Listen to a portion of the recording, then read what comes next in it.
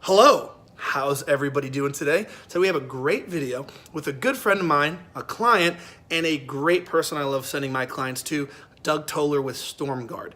Doug is a phenomenal asset for me to help refer my clients.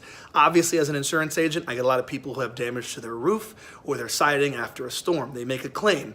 They need to know someone they can get referred to who's going to give them great estimates, great customer service. Because at the end of the day, for most of us, a house is the biggest asset we're ever going to own. So making sure whoever's working on that house is competent and gets things done properly is a huge important thing to have. Hey, Doug? I'm doing great. Thank you for having me. I appreciate it. Fantastic. I love having you on. And like I said, Doug is phenomenal with my clients. He knows his stuff. And we'll get into some things in a second, but what's really great about working with Doug and Storm Guard is they make the claims process simple.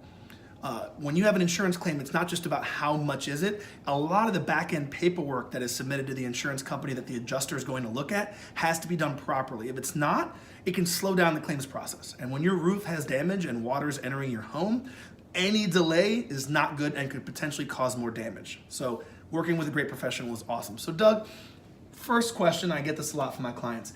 Do you think it's a good idea when someone goes, oh, I know I need a new roof, it's very old, but I'm just gonna wait for the next big storm and then the insurance will pay for it? Yeah, that's a horrible idea. Never ever do that for a couple reasons. Number one is you're just gonna make damage to your house that's gonna make it worse when you finally do that repair because water's gonna get in.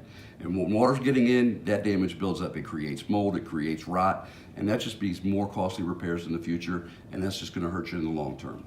I couldn't agree more, guys. And trying to coordinate one contractor, as good as they are, and then trying to coordinate multiple contractors who have to do mold remediation, drywall repair, and other things like that is not the business you want to be in, trust me.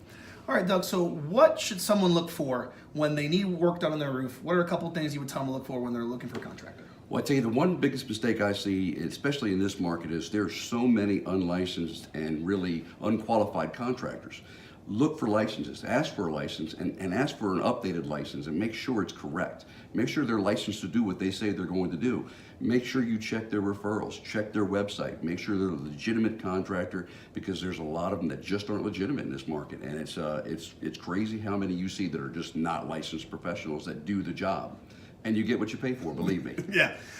Here's a quick tip, and this is from experience with clients.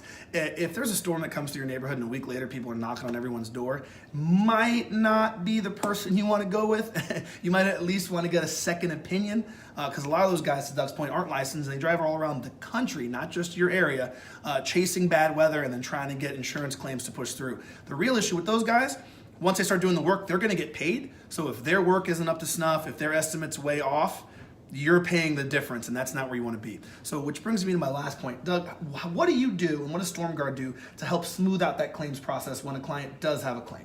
Well, two things well, actually more than two things, but our basically one of our best assets is we're a national franchise. We're not going anywhere and we're a national name. We're going to be here for the long term, and we're backed by a huge corporate team of great professionals that have a vast knowledge of roofing, every kind of roof you can imagine we've done.